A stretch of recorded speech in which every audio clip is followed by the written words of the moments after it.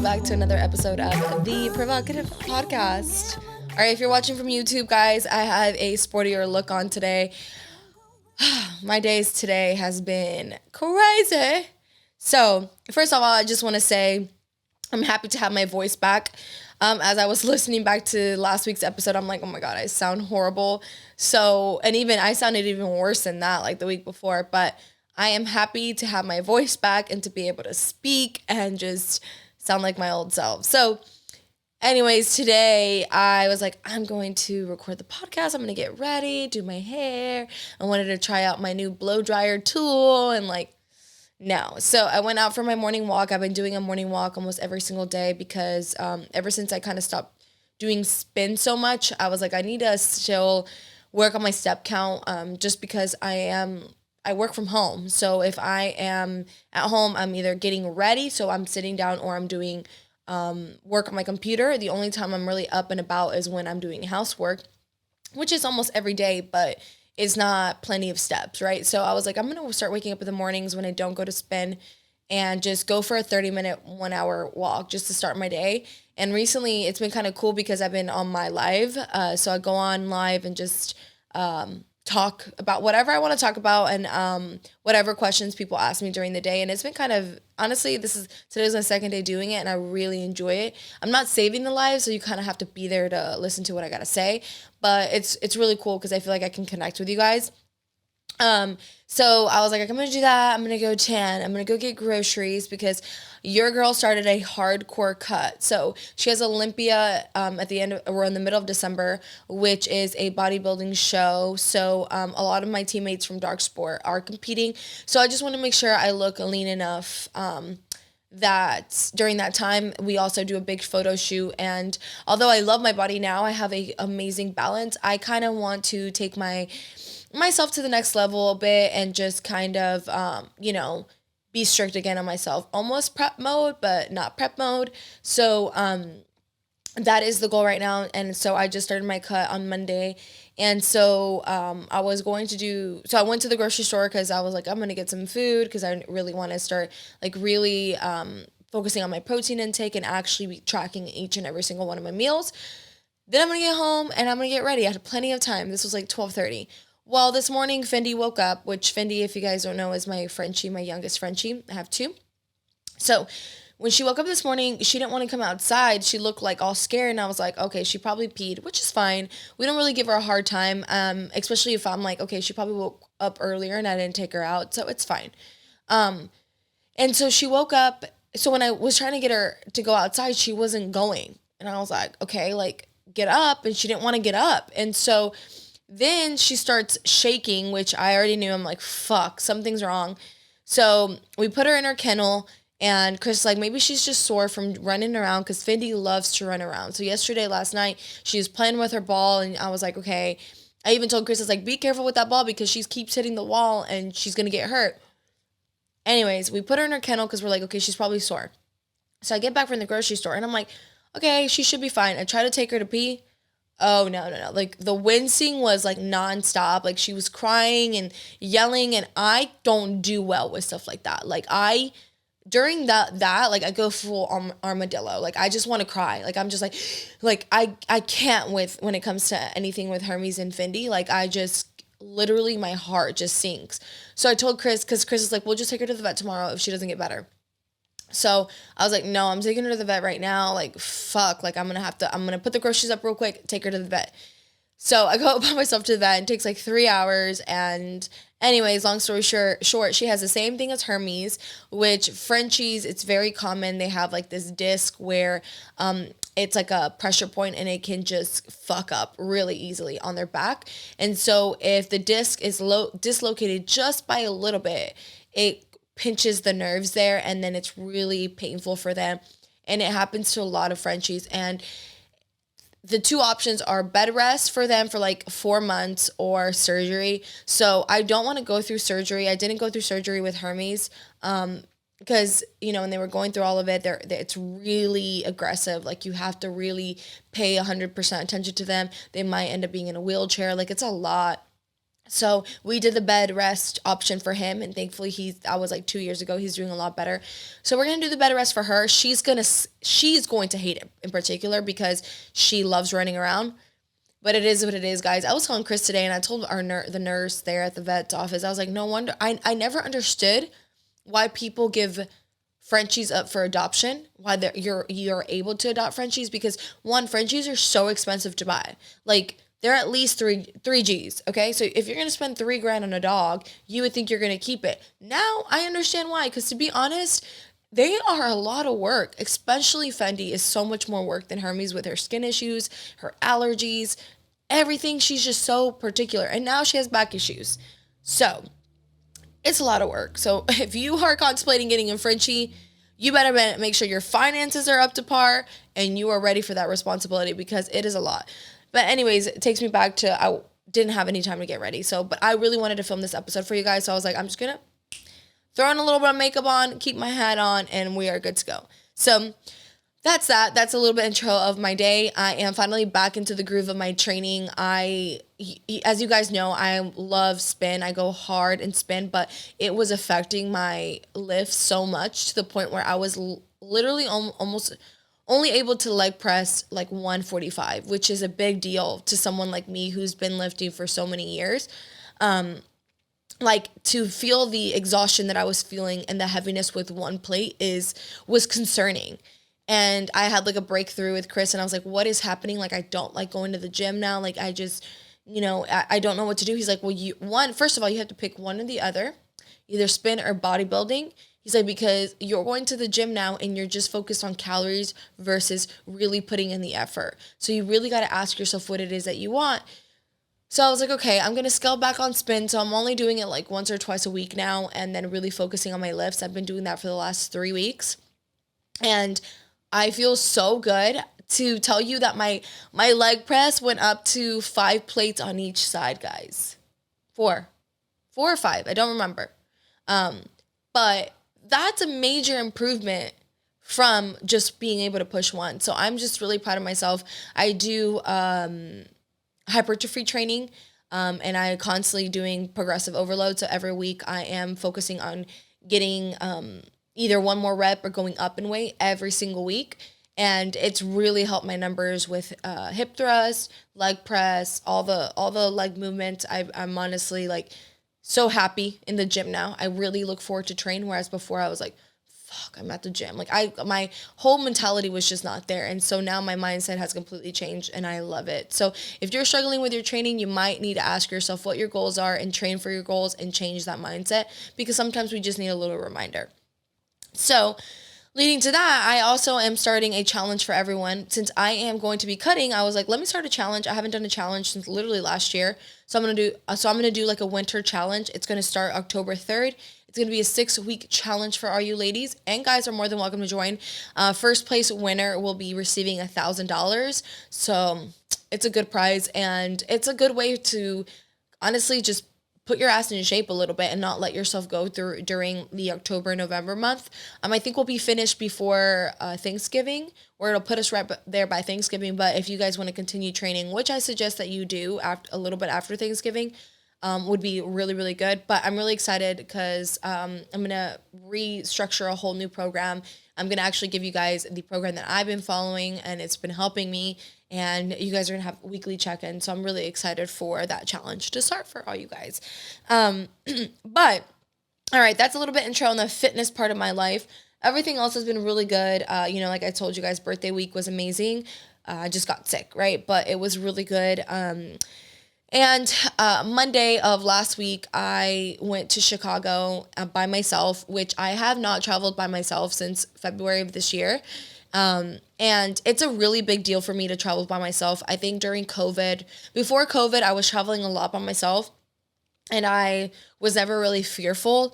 Then after COVID, we spent like 2 years, me and Chris, just together all the time. So last year I didn't travel that much, and this year I was just like, fuck, I'm kind of nervous of traveling by myself.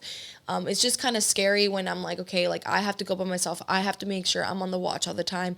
And to be honest, like I think I have some sort of attachment to Chris now. So it's like anytime he's away for a long period of time, not like a dinner. Like if I'm at dinner and stuff, it's fine. But if I'm traveling far or like there's like he's gone for like 2 days or whatever, I do kind of get really bad anxiety. But I'm getting better at it.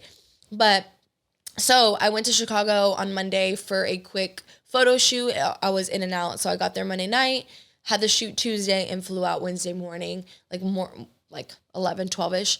But it was really much needed for myself, for my mental health, to travel by myself, to just put myself out of my comfort zone and get used to traveling up by myself. And I say that because, I love Chris and it's nice to feel secure, but it's also nice to be independent. And it felt good to be able to just be by myself. Everything relied on my decision, my emotions, like what I wanted to do, I did. And like when I was in the room, like I don't know, it was like scary a little bit sleeping by myself, but it was nice. Like it was some quality time alone. And then we had a dinner on Tuesday night with, the Ghost family. And it was such a good dinner. We had such an amazing conversation, and it was such an like intimate conversation. And I left just feeling really good. I felt like, this year has been really hard on me because, I started out the year with, and more than anything, you guys know, I came on here and I was like, these are my goals for 2022. These are my resolutions. And a lot of it was work. And I think I just said like read more. I have to look at it, but I didn't really focus on like my inner like self. Like there wasn't a lot of like inner self work, right? And this year I've done a lot of inner self work. I got my therapist in February, and it's been overwhelming to look inside myself. And before I got a therapist, I told you guys I am not the type of person to sit in my thoughts unless it's work. If it's work, I'll sit in my thoughts. But just to sit and like meditate and think of my thoughts, I was not the type of person to do that. Like there's no way. I would feel like I am suffocating.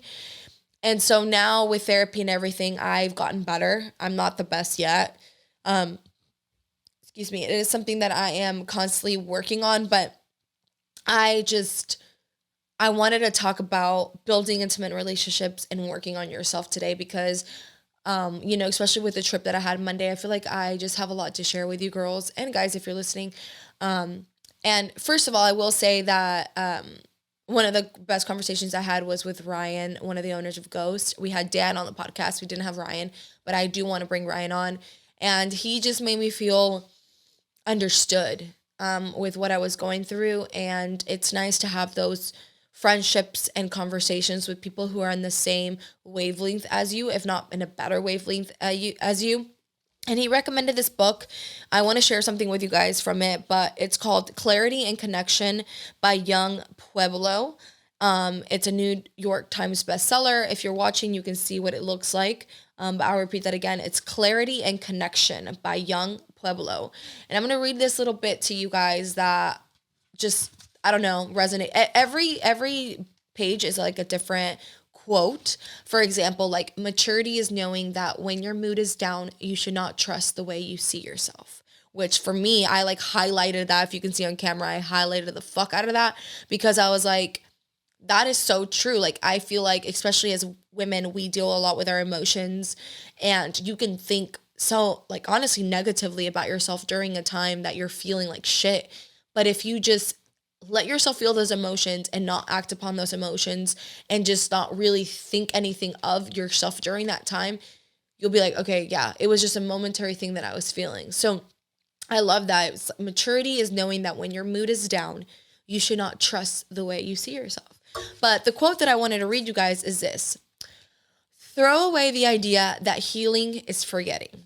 The real result is no longer reacting to old triggers with the same intensity as before. The memories are still there, but they do not have the same power over your mind, which I love this, guys, because there's a lot of old, there's some trigger points that I have, to be honest. is sometimes they're like toxic traits in myself, and like it can like affect my relationship. And for example, I'm going to give you guys a little in on this. So I have not had an issue with Chris following women in a really long time. You guys, if you listen to the podcast before, the only condition we have is that we can't follow local people, right? Like Susan from the gym, right? We don't, and I can't follow Bob from the gym, right? But we can follow any model, anyone we want. And I haven't had an issue in a long time. Like I feel like I focus on myself. Well, for some reason on the way back, I was using the bathroom and I was just on my phone, and something popped up, or Chris liked some sort of photo. And my first instinct was to get mad at him, right? My first instinct was like, what the fuck? Why is he liking this? Blah, blah, blah, blah. And then I sat with myself and I was like, wait, that is an old pattern that you have. You're about to be upset, stay upset, have a conversation you probably have already had, not probably, you've had multiple times in the past. For what? You're not breaking the pattern there. So I just like, honestly, I closed my eyes. I took a deep breath and I was like, what are you feeling? And I was like, okay, I'm feeling insecurity. Okay, why? I was like, and I tried to see why, and there was no why. I was like, I'm beautiful. She's beautiful. You know, there's nothing there that I want. And taking the time to just feel my emotions and be like, it is okay. It does not mean Chris does not love me. It does not mean Chris does not love my body. And I was fine. I felt so good. I even told him about it. I was like, I was so proud of myself in that moment, because old Jasmine would have been upset about it, or not just been upset and then not talked about it, because we've talked about it in the past and I've been okay with it, but I would have been like in a slight mood. Whereas now, like I felt like I could take a deep breath and breathe, and I felt fine. I was like, it is what it is. Like I was fine. And I was happy to see him. And like old Jasmine would have probably, he was picking me up from the airport, would have like rolled my eyes and be like giving him a side hug. And I was so excited to see him. Like little things like that are such big wins to me right now. And it's, yes, obviously that's who I was in the past, and you're not going to forget things, right? You're not going to forget some of those emotions, but getting better and being better and asking yourself, okay, like how can I break this negative pattern? Because that's a negative pattern, right? Unless you really are feeling some type of way. Like I said, Chris and I communicate a lot. So communicate with your significant other, but we had communicated over that in the past. So it was a momentary anger, insecurity that I felt that I needed to address by myself. Chris couldn't help me. I needed to do it. I needed to solve it by myself. Because sometimes we're quick to want others to heal us, to want others to help us, to want others to make us feel happy, when in reality, we need to make ourselves happy. So today's episode is building intimate relationships. And before you can actually build an intimate relationship, you need to find yourself, figure out who you are. And the first step to that is spending time alone, like genuinely alone with yourself. And for me, the biggest, when people were like, well, spend time alone, I was like, well, I wash dishes alone. I paint alone. I watch TV alone, you know, like I'm like the simple things. But during those times, it doesn't really allow you to truly be with yourself. So when I spend time alone, I personally like to go outside. I like to go for a walk. I like to sit outside, especially like on a cool morning, and just sit on the pavement and breathe. I like to go outside barefooted and ground myself to the ground, to the grass, feel the grass, look at the sky, really like just pay attention to my surroundings and be in the moment with myself. Ask myself what I'm feeling. Am I happy? Am I sad? Am I stressed out? Be with yourself. So that's the first thing you need to do, is be with yourself. Ask yourself who you are as a person. Like, who am I, right? Learn your strengths and weaknesses. Ask yourself, okay, like, what is something I'm so happy about? Like, what do I love about myself, right? Truly love about yourself. Go through the list of those things. And I hope you have a list of those things, because you should have a list of those things. And then ask yourself what your weaknesses are. What are things that you personally, not because other people have told you, but what do you think that you should work on or could work on? So that would be my number one tip to you guys, is to spend time and learn your strength and weaknesses, so that you can find yourself. Number two, I know people talk all the time about reading books, right? Read books that motivate you. Read books that do this. Read books that do that. And I will say, like, I've listened to so many podcasts that say the same thing and mentors that say the same thing. And while that is very true, I will say that it is very hard to start that right off the bat, right? I've tried it. I was like, I'm not a good reader. I suck at reading. I don't have a good attention span. Like, I just don't want to read, right? And so I would pick up a self-motivational book or like a finance book or whatever. And it would literally take me a year to finish that one fucking book because I just didn't want to read it, right? So what I've learned this year is just pick up a book you want to read. Like pick what, it doesn't have to be a book about self-improvement.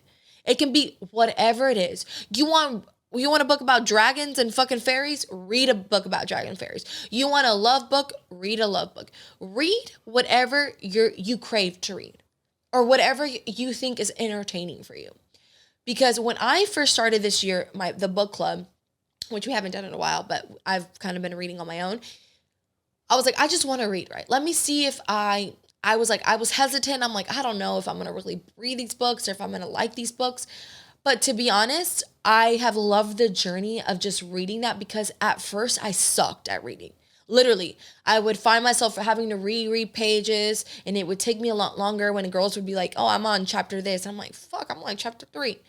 But I got better and better. Even the other day, Heba gave me, my best friend gave me a gift card and a card and I read it. She's like, you're done reading that? I'm like, yeah.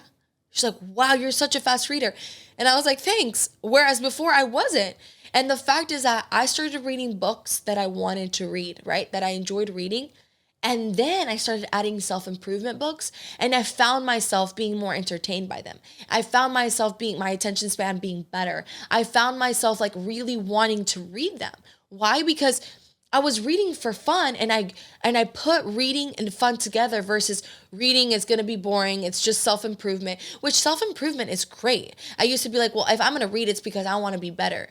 Well, yeah, but you can't just flip a switch. It takes time. So when I started reading for fun, it made reading fun in general. So now I can pick up a self-improvement book and actually really enjoy it, really want to read it because there's not so much pressure about just reading it because I need to grow or it's just work, aka work because I need to read it, right? So I suggest you doing that. I've actually got a lot of my friends reading that way. My sister is reading that way. And I genuinely think that that's a great little transition into the harder books, I will say, the self-improvement books that are a little bit not as fun, right, to read, but will be fun. So I encourage you to do that.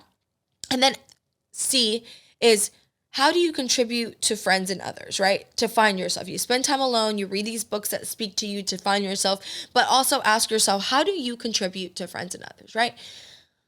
Guys, literally 90% of the time, we are so focused on ourselves and what we have going on the day that we forget about others. And it's not like intentional thing. And I find myself, I'm one of the most loving, giving people I know. I think about my family and everything, but I do find myself sometimes just in my own fucking world. Like I'm just like tunnel vision. Blah, blah, blah. I'm doing work. I'm doing this. I'm doing that. Blah, blah, blah. That I forget to really take a step back and ask Chris, like, how are you doing? Or my friends, like, hey, how are you doing? So that is something that I started working on this year, really being there for my friends, really paying attention to the smallest things, even the dates. I try my best to remember. Aurelie literally just had an interview the other day and I called her the next day. Hey, how'd your interview go?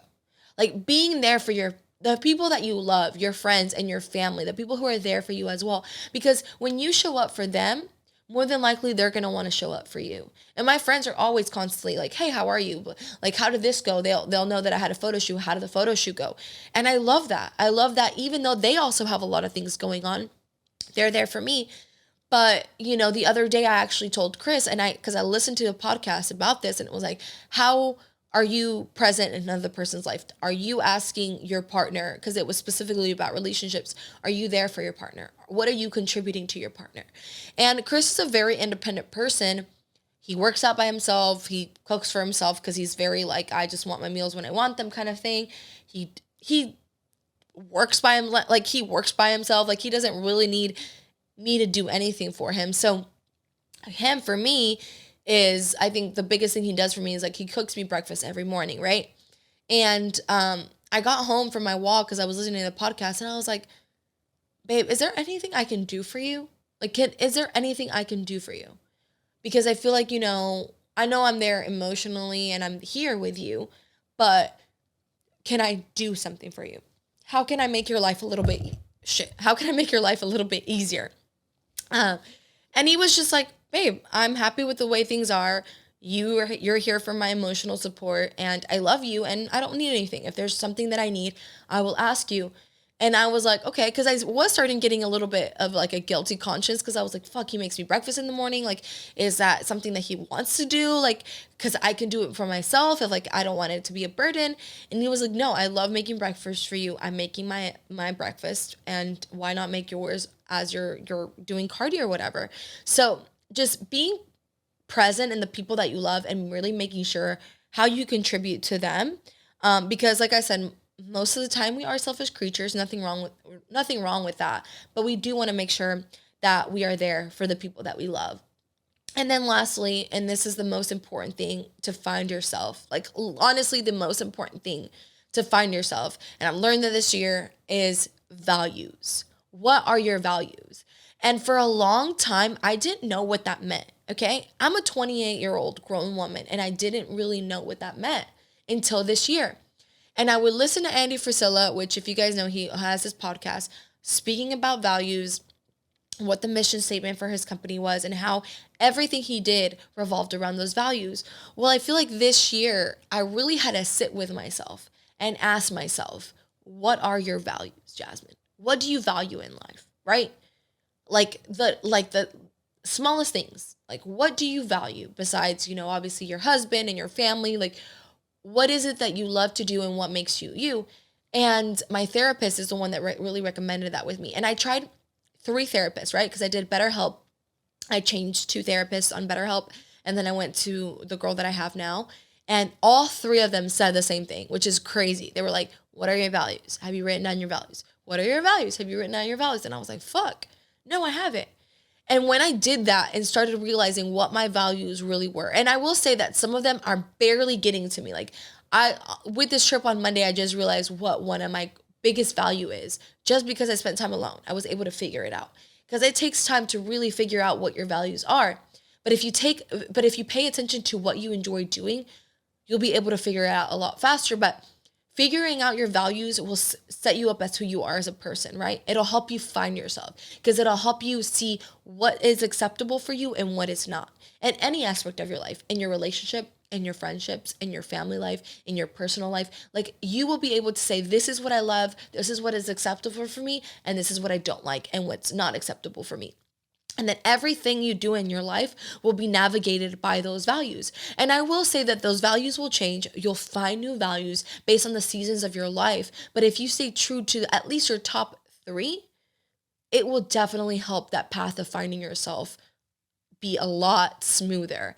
I think once I set my values and really realized, okay, what I wanted out of my life in that sense, I felt a lot better. And the values and purpose are 2 different things, you guys. And I will say finding your purpose is harder. And I will say, you can say, okay, well, my purpose in life is to motivate others, right? But I feel like having a purpose in life is so much deeper than that. And it's something that is very complex to figure out. So it's more about finding your values and the things that make you who you are every single day. And it's like the words that I use, finding out what's acceptable and what's not acceptable in your life. So I highly encourage, if you're trying to find yourself, if you are trying to build intimate relationships, figure out what your values are. That's the number one thing. Spend the time alone, learn your strengths and weaknesses, read the books that speak to you, and contribute to your friends and your others. Secondly, go into your past and work on your trauma, right? Because in order to build intimate relationships, you have to know who you are and you have to be healed, right? You have to be able to have intellectual conversations, but we'll get into that in a little bit. But going into the past and working on your trauma takes a lot of time, quality time spent alone, which if you find yourself, you'll find that you'll need more of that quality time alone. And it's very hard, guys. Working on your trauma, and everyone has different trauma. Some of our trauma is very intense. Some other people's trauma may not be intense. Chris literally has no trauma. We just talked about this the other day. And my trauma, I genuinely did not think that I had trauma. I was like, oh, I've gone through shit, right? I've gone through shit. As you guys know, I went through domestic abuse in my household growing up. And I'm like, I don't have trauma. Like, I'm good. Yeah, that's something that happened in my life, but it's not trauma, right? Because I associated the word trauma with victim, right? I was like, well, I'm not a victim to anything. And I was like, well, trauma means it's been a hell of a life. Like, I don't know. I associated the word trauma with something really, really bad, right? When something is traumatic, it's really, really bad, right? And because I had not taken a look at my past, right? Because I had not found myself, who I really was, set my values, dug deep, I didn't realize how much trauma I had and how the things that I went through in my life were traumatic.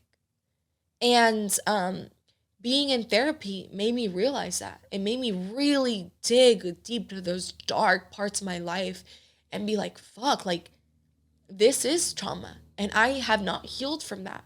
And all that trauma that I have is still affecting me right now as a 28-year-old. Because every decision that I make or have made is because of that trauma. Or it's not even the decisions that I make, the way that I act upon my emotion is because of that trauma, right?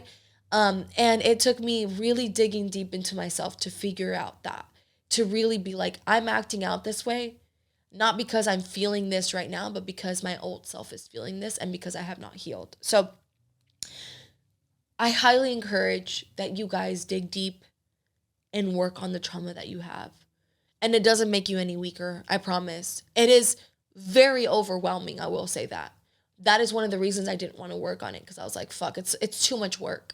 It's a lot of work. It's a lot of work to dig. It's a lot of work to think about mentally, and it's a lot of work to dig in internally. When I leave my therapy sessions, guys, I'm always like, I'm just drained because we do a lot of work. But I cannot tell you how extremely proud I am of myself for going through all that. And I'm getting emotional because I wasn't emotional writing this, but I'm getting emotional because I have worked so hard this year to make myself a better person in every aspect of my life, but more so emotionally, because I want to be a better wife to Chris. I want to be a better daughter to my parents. I want to be a better sister to my sisters. I want to be a better friend. Like, I just want to be a better person emotionally all around. I know I'm a hard worker. I know I'm like a hard worker in the gym too. Those two things are a strength of mine, but I really wanted to work on the emotional part of myself and just be better. And I think taking that time to really work on my past and my trauma has really helped me out so much. And I will say, Chris will probably tell you the same. Like, the way that I react to things, I'm still emotional, but I'm just at a different frequency. I just think about things better now. I think about how I can handle that moment better, right? And how my old self would handle it and how my new self wants to handle it, right? So as hard as it may be, especially if you do have trauma, any sort of little trauma, your mom wasn't present, your dad wasn't present, anything, whatever you went through, dig deep, get help if you can, and work on that trauma, because I promise you, you will be, I am so much stronger than I have ever been in my entire life right now, in this moment. And I am just at a whole different level than I've ever been. And I'm so proud of myself for that. And this has something to do with therapy, and I wrote it down because for any of you who are going through anything, especially with anxiety, if you're going through anything and you are feeling overwhelmed, because that is a word I've used a lot this year too, because I feel very overwhelmed. I have a lot going on, plus the fact that I'm working on my personal life, my personal self is very overwhelming. Figuring out who you are is very overwhelming. There's so much emotion that comes out. You literally feel like you want to vomit, but nothing comes out, right? It's overwhelming. So my therapist said, it's not It's not the same thing as journaling. When you journal, if you want to journal every day, you can journal every day, about what your goals are, what you want to accomplish throughout the day. But when you're feeling super anxious, write down anything that comes to your mind. Like, it could be fucking like jibber jabber. The sentences don't even have to match. Just get a pen and a paper and write down whatever's coming to your mind. Just let it flow, let it flow, let it flow. Then literally tear the paper, burn it, tear it, put it in the garbage deep where you won't find it. Like, not even just crumble it up. Tear it into little pieces. Burn it, whatever you can get to get rid of that. Because you don't want to reread those things that you wrote. It's not to journal, like I said. It's not to journal what you want to accomplish in your life. It's to get all those overwhelming feelings, all that anxiety out on paper. And it will literally help you just feel at ease. Rip that shit apart. Don't reread it, because if you're rereading it, you're allowing those emotions back in. The purpose is to let those emotions out. Write it down, fucking tear it, burn it, and let it go. And it will literally make you feel so much better. But that overall has just been the biggest thing that has changed who I am this year and has gotten me into the level of wanting to build intimate relationships, which is what the podcast is about today. So when you're trying to build these intimate relationships, you know who you are. You've worked on your past trauma. So building intimate relationships means you want something more out of this friendship than just, what's the word that I'm looking for? Like surface level, right? You want those deep connections. You want someone who's at the same frequency as you, right? So you can't build that if you're not there. But once you're there, you will find people. It'll take time, but you will find people who are in the same frequency as you. And I will say some of your friends probably won't be at that same frequency, and that is okay, right? Because we all grow at different places in our life, right? I know that my growth is different than my friend's Brittany's growth or Aureli's growth or even Chris's growth. I feel like Chris's growth is just like, he's just a machine. But my growth is different, right? But to build those intimate relationships, I have to vibe with another person that's at the same frequency as me, right? So you just have to find those relationships, to find the people that bring you what it is that you're searching for. And when I say intimate relationships, I mean, you have to ask yourself what you're missing out of your life. What do you need? And that's not necessarily something bad, right? You have friends for different areas of your life. Your spouse also can't be your everything, right? You have a friend that you probably go and vent to. You have a friend at work that you vent about work things. You have your husband at home who can help you with whatever it is. But building an intimate relationship is a different relationship. It's a relationship where you can go and you can talk about the things that you're working on. You can talk about the things that you want out of your life. You can talk about intimate things that will make you feel whole, because you'll leave those conversations feeling fulfilled in life, and then probably go back home to your significant other or go home to your friends and feel like you're getting what you need out of every different relationship, right? Because a friendship and an intimate relationship is different, right? Sometimes maybe if you have the same thing all in once, great, but not everyone gets that. But, I feel like this year I've been really focusing, and honestly the last 3-4 months, in building intimate relationships.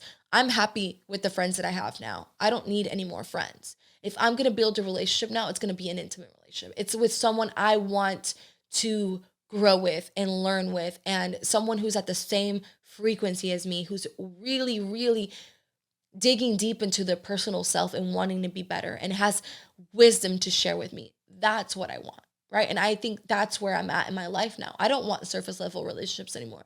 I don't want to just go to whatever party, whatever, and be in a room full of people that just are whatever. I'm just over that part of my life. I have friends already. I don't need any more friends like that. I need intimate relationships. But I can't build that if I don't build myself. So that's why building yourself is so important. And lastly, I will say there will be hiccup relationships in your life, right? There will be relationships where you think you're building an intimate relationship with that person, or you think you're building a friendship with that person, but in reality, it doesn't work out, right? You guys know my 3-month rule. Don't get attached to someone until after the 3 months, because it takes 3 months to really know a person. If you guys listened to last week's episode, Hira's husband, Anil, the one we talked about, is the one that told us that. So it's worked great with all the people that I know now. I don't give myself fully. I give myself like 60% to that person. until I let those 3 months pass. And even then, I only give myself like 80% to friends nowadays, because you just don't know. And there will be hiccup relationships. There will be relationships that just don't work out. And it's sad and it sucks. And it's, I'm a 28-year-old woman and I still get upset when relationships don't work out, right? And it's part of life. It's something that you have to accept. And I'm accepting now, because for a long time I was very bitter about it, right? But it is what it is. You will have those hiccup relationships in your life, right? And as you grow, you're going to meet new people, and that might happen again. But if you understand that and you are cautious of that and you are aware of that, it'll make you feel at least a little bit better. At least it'll help you accept it better. But I just wanted to, talk about things like that. I know today's podcast is a little bit more on the personal self, but it is so important, ladies, to work on yourself as an individual, without your partner, without anyone there, so that you can truly make yourself happy. There's nothing more powerful than getting to know the deepest part of yourself, knowing your strengths, learn your weaknesses, and turning them into power tools for your life. Growing pains are part of our life. Digging deep is so important for us to heal those growing pains and get ahead. And you will feel a lot of feelings. You will feel a lot of overwhelmingness, but it's important if you want to get the next stage of your life. So I hope you guys enjoyed this podcast episode. I really just wanted to give you guys an insight of what I'm going through, what my new goals are, and hopefully challenge you to look deep within yourself. So just want to say thank you to everyone who listens to the podcast weekly. I love you guys. I read all your DMs, and I'm so grateful for all the messages that I get daily from you guys. Keep them coming, because I love them, okay? Please don't ever think you are doing too much by sending me messages. It literally makes my day. I have almost all of them screenshotted. So I just want to say thank you so much. Dark Sport launch will be happening this Sunday. Code Jazzy10 will save you 10% for you ladies. So yeah, and I will see you guys next week. Bye.